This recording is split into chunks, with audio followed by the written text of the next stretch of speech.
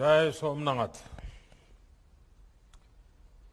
कार्यक्रम में हमारे साथ जुड़ रहे हम सभी के श्रद्धेय लाल कृष्ण आडवाणी जी, देश के गृह मंत्री श्री अमित शाह जी, श्रीपद नाइक जी, अजय भट्ट जी, गुजरात के मुख्यमंत्री विजय जी, गुजरात के उप मुख्यमंत्री नितिन भाई, गुजरात सरकार में पर्यटन मंत्री जवाहर जी, वासण भाई, लोकसभा में मेरे साथी राजेश भाई, सोमनाथ मंदिर ट्रस्ट के ट्रस्टी श्री प्रवीण लहरी जी, सभी श्रद्धालुओं, देवियों और सज्जनों, मैं इस पवित्र अवसर पर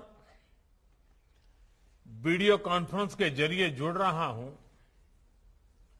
लेकिन मन से मैं स्वयं को भगवान श्री सोमनाथ के चरणों में ही अनुभव कर रहा हूं। मेरा सौभाग्य है कि सोमनाथ मंदिर ट्रस्ट के अध्यक्ष के रूप में मुझे इस पुण्य स्थान की सेवा का अवसर मिलता रहा है।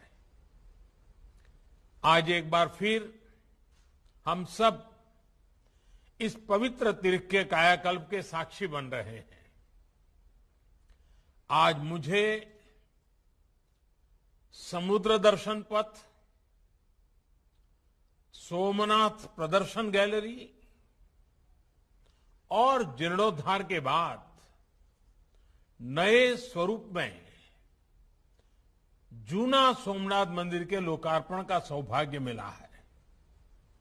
साथ ही आज पार्वती माता मंदिर का शिलान्यास भी हुआ है। इतना पुनीत संयोग और साथ में सावन का पवित्र महीना, मैं मानता हूं ये हम सबके लिए भगवान सोमनाथ जी के आशीर्वाद की ही सिद्धि है। मैं इस अवसर पर आप सभी को, ट्रस्ट के सभी सदस्यों को और देश विदेश में भगवान सोमनाथ जी के करोड़ों भक्तों को बधाई देता हूं। विशेष रूप से आज मैं लौह पुरुष सरदार वल्लभ भाई पटेल जी के चरणों में भी नमन करता हूं, जिन्होंने भारत के प्राचीन गौरव को पुनर्जीवित करने की इच्छा शक्ति दिखाई। सरदार साहब सोमनाथ मंदिर को स्वतंत्र भारत की स्वतंत्र भावना से जुड़ा हुआ मानते थे। ये हमारा सौभाग्य है कि आज आजादी के 75वें साल में, आजादी के अमृत महोत्सव में हम सरदार साहब के प्रयासों को आगे बढ़ा रहे हैं, सोमनाथ मंदिर को नई भव्यता दे रहे हैं। आज मैं लोकमाता अहिल्याबाई होलकर को भी प्रणाम करता हूं, जिन्होंने विश्वनाथ से लेकर सोमनाथ तक कितने ही मंदिरों का जीर्णोद्धार कराया। प्राचीनता और आधुनिकता का जो संगम उनके जीवन में था, आज देश उसे अपना आदर्श मान करके आगे बढ़ रहा है। साथियों, स्टैच्यू ऑफ यूनिटी से लेकर कच्छ के कायाकल्प तक पर्यटन से जब आधुनिकता जुड़ती है तो कैसे परिणाम आते हैं, गुजरात ने इसे करीब से देखा है। ये हर कालखंड की मांग रही है कि हर धार्मिक पर्यटन की दिशा में भी नई संभावनाओं को तलाशें। लोकल अर्थव्यवस्था से तीर्थ यात्राओं का जो रिश्ता रहा है उसे और मजबूत करें। जैसे कि सोमनाथ मंदिर में अभी तक पूरे देश और दुनिया से श्रद्धालु दर्शन करने आते थे, लेकिन अब यहां समुद्र दर्शन पथ, प्रदर्शनी, पिलग्रिम प्लाजा और शॉपिंग कॉम्प्लेक्स भी पर्यटकों को आकर्षित करेंगे। अब यहां आने वाले श्रद्धालु जूना सोमनाथ मंदिर के भी आकर्षक स्वरूप का दर्शन करेंगे, नए पार्वती मंदिर का दर्शन करेंगे। इससे यहां नए अवसरों और नए रोजगार का भी सृजन होगा और स्थान की दिव्यता भी बढ़ेगी। यही नहीं, प्रोमनेड जैसे निर्माण से समुद्र के किनारे खड़े हमारे मंदिर की सुरक्षा भी बढ़ेगी। आज यहां सोमनाथ एग्जीबिशन गैलरी का लोकार्पण भी हुआ है। इससे हमारे युवाओं को, आने वाली पीढ़ी को उस इतिहास से जुड़ने का, हमारी आस्था को उसके प्राचीन स्वरूप में देखने का, उसे समझने का एक अवसर भी मिलेगा। साथियों, सोमनाथ तो सदियों से सदाशिव की भूमि रही है और हमारे यहां शास्त्रों में कहा गया है, शम करोति सह शंकरः, अर्थात जो कल्याण को, जो सिद्धि को प्रदान करे वो शिव है। ये शिव ही है जो विनाश में भी विकास का बीज अंकुरित करते हैं, संहार में भी सृजन को जन्म देते हैं। इसलिए शिव अविनाशी है, शिव अव्यक्त है और शिव अनादि है। और इसलिए तो शिव को अनादि योगी कहा गया है। इसलिए शिव में हमारी आस्था हमें समय की सीमाओं से परे हमारे अस्तित्व का बोध कराती है, हमें समय की चुनौतियों से जूझने की शक्ति देती है। और सोमनाथ का ये मंदिर हमारे इस आत्मविश्वास का एक प्रेरणा स्थल है। साथियों, आज दुनिया में कोई भी व्यक्ति इस भव्य संरचना को देखता है तो उसे केवल एक मंदिर ही नहीं दिखाई देता, उसे एक ऐसा अस्तित्व दिखाई देता है जो सैकड़ों हजारों सालों से प्रेरणा देता रहा है, जो मानवता के मूल्यों की घोषणा कर रहा है।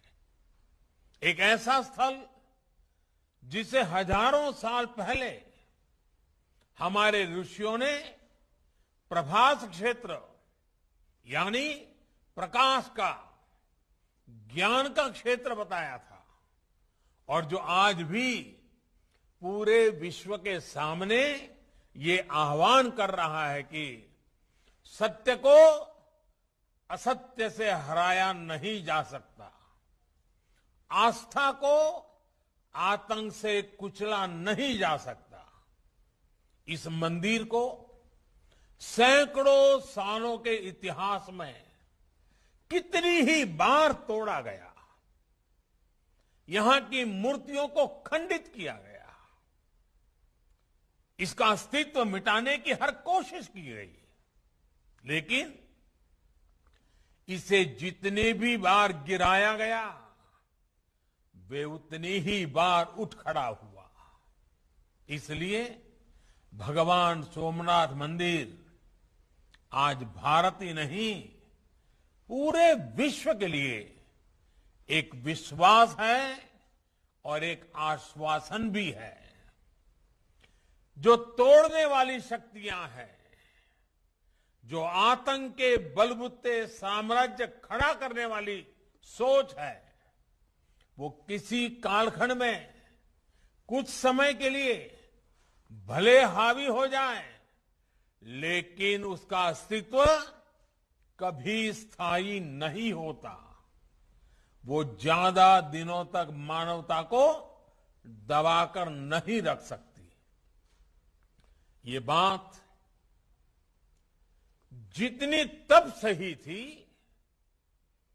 जब कुछ आतताई सोमनाथ को गिरा रहे थे, उतनी ही सही आज भी है जब विश्व ऐसी विचारधाराओं से आशंकित है। साथियों, हम सभी जानते हैं सोमनाथ मंदिर की पुनर्निर्माण से लेकर भव्य विकास की ये यात्रा केवल कुछ सालों या कुछ दशकों का परिणाम नहीं है। ये सदियों की दृढ़ इच्छा शक्ति और वैचारिक निरंतरता का परिणाम है। डॉक्टर राजेंद्र प्रसाद जी, सरदार वल्लभ भाई पटेल और कमा मुंशी जैसे महानुभावों ने इस अभियान के लिए आजादी के बाद भी कठिनाइयों का सामना किया, लेकिन आखिरकार 1950 में सोमनाथ मंदिर आधुनिक भारत के दिव्य स्तंभ के रूप में स्थापित हो गया। कठिनाइयों के सौहार्दपूर्ण समाधान की प्रतिबद्धता के साथ आज देश और आगे बढ़ रहा है। आज राम मंदिर के रूप में नए भारत के गौरव का एक प्रकाशित स्तंभ भी खड़ा हो रहा है। साथियों, हमारी सोच होनी चाहिए इतिहास से सीखकर वर्तमान को सुधारने की, एक नया भविष्य बनाने की। इसलिए जब मैं भारत जोड़ो आंदोलन की बात करता हूं तो उसका भाव केवल भौगोलिक या वैचारिक जुड़ाव तक सीमित नहीं है। ये भविष्य के भारत के निर्माण के लिए हमें हमारे अतीत से जोड़ने का भी संकल्प है। इसी आत्मविश्वास पर हमने अतीत के खंडहरों पर आधुनिक गौरव का निर्माण किया है, अतीत की प्रेरणाओं को संजोया है। जब राजेंद्र प्रसाद जी सोमनाथ आए थे तो उन्होंने जो कहा था वो हमें हमेशा याद रखना है। उन्होंने कहा था, सदियों पहले भारत सोने और चांदी का भंडार हुआ करता था। दुनिया के सोने का बड़ा हिस्सा तब भारत के मंदिरों में ही होता था। मेरी नजर में सोमनाथ का पुनर्निर्माण उस दिन पूरा होगा जब इसकी नींव पर विशाल मंदिर के साथ ही समृद्ध और संपन्न भारत का भव्य भवन भी तैयार हो चुका होगा। समृद्ध भारत का वो भवन जिसका प्रतीक सोमनाथ मंदिर होगा। हमारे प्रथम राष्ट्रपति डॉक्टर राजेंद्र प्रसाद जी का ये सपना हम सभी के लिए बहुत बड़ी प्रेरणा है। साथियों, हमारे लिए इतिहास और आस्था का मूल भाव है सबका साथ, सबका विकास, सबका विश्वास और सबका प्रयास। हमारे यहां जिन 12 ज्योतिर्लिंगों की स्थापना की गई है उनकी शुरुआत सौराष्ट्रे सोमनाथम, सौराष्ट्रे सोमनाथम के साथ सोमनाथ मंदिर से ही होती है। पश्चिम में सोमनाथ और नागेश्वर से लेकर पूरब में बैद्यनाथ तक, उत्तर में बाबा केदारनाथ से लेकर दक्षिण में भारत के अंतिम छोर पर विराजमान श्री रामेश्वर तक ये 12 ज्योतिर्लिंग पूरे भारत को आपस में पिरोने का काम करते हैं। इसी तरह हमारे चारों धामों की व्यवस्था, हमारे शक्ति पीठों की संकल्पना, हमारे अलग अलग कोनों से अलग अलग तीर्थों की स्थापना, हमारी आस्था की ये रूपरेखा वास्तव में एक भारत श्रेष्ठ भारत की भावना की ही अभिव्यक्ति है। दुनिया को सदियों से आश्चर्य होता रहा कि इतनी विविधताओं से भरा भारत एक कैसे हैं, हम एकजुट कैसे हैं। लेकिन जब आप पूरब में हजारों किलोमीटर चलकर पूरब से पश्चिम सोमनाथ के दर्शन करने वाले श्रद्धालुओं को देखते हैं या दक्षिण भारत के हजारों हजार भक्तों को काशी की मिट्टी को मस्तक पर लगाते देखते हैं तो आपको यह एहसास हो जाता है कि भारत की ताकत क्या है। हम एक दूसरे की भाषा नहीं समझ रहे हैं, वेशभूषा भी अलग, खान पान की आदतें भी अलग, लेकिन हमें एहसास होता है हम एक हैं। हमारी इस आध्यात्मिकता ने सदियों से भारत को एकता के सूत्र में पिरोने में, आपसी संवाद स्थापित करने में अहम भूमिका निभाई है और हम सभी का दायित्व है इसे निरंतर मजबूत करते रहना। साथियों, आज पूरी दुनिया भारत के योग, दर्शन, अध्यात्म और संस्कृति की ओर आकर्षित हो रहे हैं। हमारी नई पीढ़ी में भी अब अपनी जड़ों से जुड़ने की नई जागरूकता आई है। इसलिए हमारे टूरिज्म और आध्यात्मिक टूरिज्म के क्षेत्र में आज राष्ट्रीय और अंतर्राष्ट्रीय संभावनाएं हैं। इन संभावनाओं को आकार देने के लिए देश आज आधुनिक इंफ्रास्ट्रक्चर बना रहा है, प्राचीन गौरव को पुनर्जीवित कर रहा है। रामायण सर्किट का उदाहरण हमारे सामने है। आज देश दुनिया के कितने ही राम भक्तों को रामायण सर्किट के जरिए भगवान राम के जीवन से जुड़े नए नए स्थानों की जानकारी मिल रही है। भगवान राम कैसे पूरे भारत के राम है, इन स्थानों पर जाकर हमें आज ये अनुभव करने का मौका मिल रहा है।